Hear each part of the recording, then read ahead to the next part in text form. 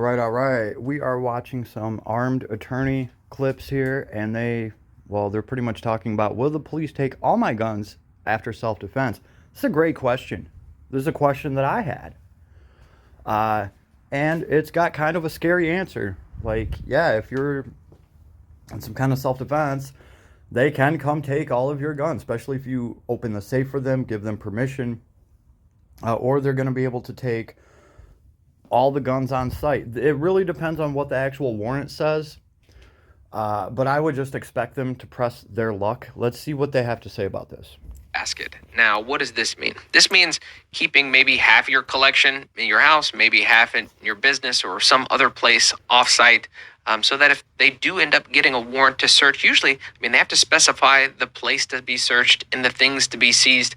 Well, it's pretty unusual to have multiple warrants executed for, you see that in like big gang member. Obviously, if you're Scarface, okay, they're going to have warrants up the ass. So they're going to have 8 different warrants, one for each of your houses, with the cars included and everything. But for normal people, that's typically not the case. Cases, but it's pretty unusual for them to go to multiple locations in order to seize evidence. Crimes are typically isolated. So, folks, split your collection up. Okay, I hate to say it, but I guess the smart thing to do would be to just have enough guns to protect yourself and your family. So what, like a pistol and a shotgun, maybe a cheap AR. That way, if anything ever happens and they come and take your pistol and your shotgun and your cheap AR, well, you're out about $1,000, right? Depending on what, budget guns you had there. And okay, that's a lot better than my whole collection, everything that I have, than them taking guns and ammo that have nothing to do with the self-defense or the case at all, and then rolling the dice and seeing how much of that stuff I'm going to get back. Chances are I'll probably get my cheap Turkish shotguns back, and like my Daniel defense will magically slip through the cracks and disappear. Same thing with the Zastava. I would just bet on that happening, unfortunately. So I think the takeaway here is diversify your bonds, right? Do not keep everything all together. If you have multiple houses, obviously you're going to keep some here, keep some there. Thing is, if they're going to get a warrant for you, they're going to get a warrant for you in probably all of your houses to go through. So they're talking about maybe rent out a room, a storage place maybe, right? Just make it harder for them to actually track down your entire collection and seize it from you. See if a buddy will rent you a room out that you can padlock and keep your gun collection there. Or if you're lucky like me, you will find a group of friends that have actually all chipped in for an underground shelter bunker thing. And unfortunately, one of my friends died. So there was like a spot open, and I was one of the very few people in my group of friends that actually knew about the location of the little bunker. And as a result, I was offered to buy out my buddy's share of the bunker. So I have 3 rooms to myself down there. Don't get me wrong, they're not like big spacious rooms or anything, but it's enough for me and my kids to go down there and be safe for a time. I have some food down there, and I have a somewhat large safe down there. So only I can get into that safe. And of course, that's where I'm going to store some of my stuff. Like my braced AR already went into hiding for a little bit while we were figuring out the legislation and everything. Depending on what happens with the final rule and everything, my AR might just go right back down into that shelter. And you know what? I paid for it. And at least if the end of the world ever comes in my lifetime, I'll be able to go out, pulling on my favorite triggers. So that's the way that I look at it. Are the cops ever going to be able to find that? No, they're not. Again, my comment to this video is, I'm sorry, officer, but I can't remember where I buried the rest of the guns. Probably not the best thing to actually say to a cop. But I'm actually wondering what would happen if you told the cop, hey, I have, an underground bunker and it's not just mine. And I can't exactly disclose the location of it, and all my stuff's put away there. I'm never going to tell you where it is, but everything's locked away safely in a safe that you'll never see. So this is what I got here. Take my Turkish shotguns and whatever. So hopefully none of us are ever in this situation where you have some kind of self-defense and they're trying to take all your guns and ammo. But if that is the case, this is a way to deal with it. Don't set yourself up in a situation where you have a ton of things to lose all at once, right? I guess that's the best way of looking at it. Keep some of your best firearms, your collection, in some kind of hidden storage, something, right? And then just take the guns to your home that you need, because, hey, if something bad ever happens, they will be most likely taking your entire arsenal from your home or your other home. Yeah. What about if you have a project car that you're working on or something? Can you just throw them in the trunk? I wouldn't. I would not, right? But if you really think about that, they might miss that. They show up. I mean, it all depends, but chances are they're going to be searching every car in your driveway. So yeah, I would think you're better off with some kind of secret hiding location for the majority of your stuff. It's sad that we have to talk about this, but I mean, I think this is a good question, and not a lot of people know the answer to this. What happens with your collection if you actually have to ever get tried over it? So Splitting that stuff up can be very important. When you know what firearm you used to have to shoot someone in self-defense, don't go hiding that firearm somewhere. In fact, yeah, no. If you actually have to use a firearm in self-defense, you want to lead with that. When the cops show up, you want to have that thing out. Here it is. This is what was used in self-defense. Don't ever go hiding that thing. That would just be stupid. They show up, they know that a gun was used, and they know that you used it, and you're trying to hide that gun. That's never going to go well for you. I would lead with that. Here, this is what I used. I think if you're upfront with them about something like that, they're less likely to go, try to trample through your house to find other weapons that you have, right? They're not going to come searching unless you really force them to. If you give them the gun that you used in the self-defense, they take it into a lab and they confirm that that is the gun that was used. Who knows if they're even going to be looking for another gun, because they already have the gun that was actually used in the case now. So I would lead with that, full transparency with the weapon that was actually used for self-defense. Just IMO. See what else she has to say. we had that happen. You remember years ago? Yeah, a guy buried his gun. Is that the one you're talking about? No, I wasn't thinking about that one. Yes, we did have someone bury their gun. Don't do that. Well, it was such a clean. It was such a sorry. I know. Aside. It was a good, clean self-defense He did case. everything right. And then he decided to go bury his gun in the backyard. I don't know why. Don't do that. No, we had someone take the gun they used and actually give it to their cousin and be like, nah, just take this. And the police found out, and then of course they also charged him with tampering with evidence because you cannot do that. So, don't tamper with the evidence. But yeah. Yeah, that's right. Before you rent one of your rooms out in your house to your friend so he can lock his guns up in it, make sure that none of the guns that he's bringing over to lock up are hot. Right? Because then you're tampering with evidence, right?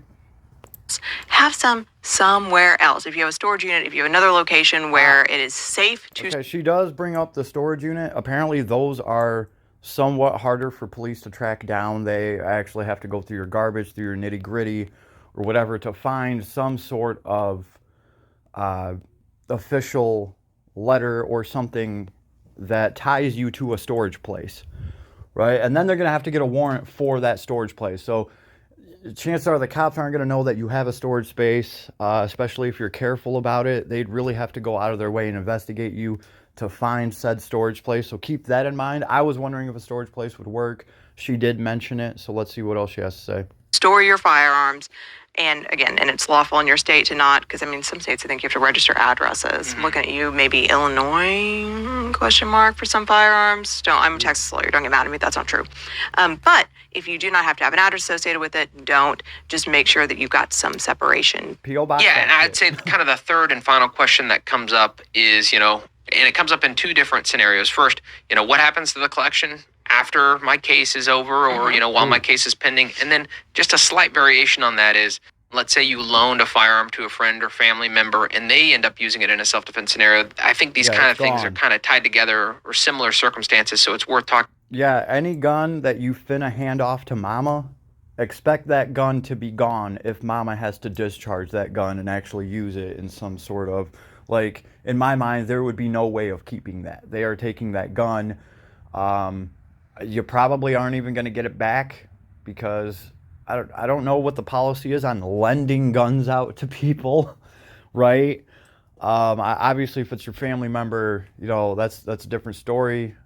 I don't know. In a bad situation, I could see myself arming certain family members, but I would be there to supervise, and I'm not just gonna arm people in my family and leave the premises for whatever reason. So it's like, if my guns are being used, I am there and I know what they're being used for and I know what happened. But I would not just hand a gun off for somebody to borrow and watch them walk off down the street with it. Yeah, I think that's why family's being used here as an example. So, about a lot of times we have clients, they have their firearms collection seized, or they have a firearm seized. The case is pending. They want their gun back. And what are you telling them? They don't get it back.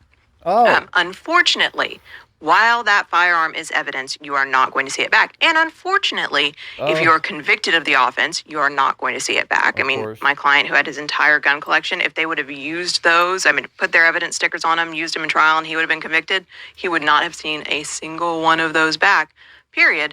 They would be forfeited to the DA's office or to the sheriff's office, where they would be, auctioned. They would be... Yeah, split your collection up. Real talk. Carried as personal weapons by... Used for training purposes? Exactly right.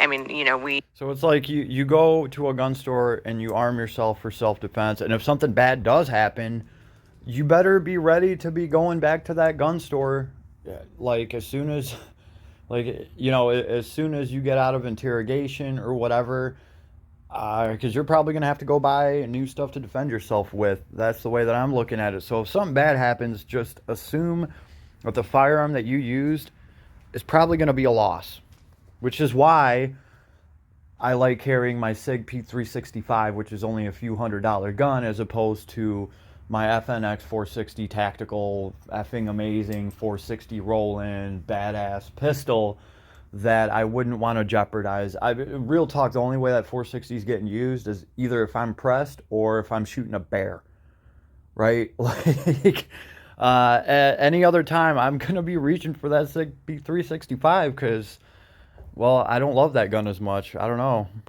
We unfortunately, that is the way of the world. And there are some instances in which you could not be convicted of the offense where your firearm would still be seized, forfeited, or destroyed. What? Normally you bargain that away, but there's some states that have laws that just say, look, this is just the nature of the game. Even if, let's say, you have a deferred adjudication and you're not finally convicted. Okay, we won't charge you, but you got to give up all your guns.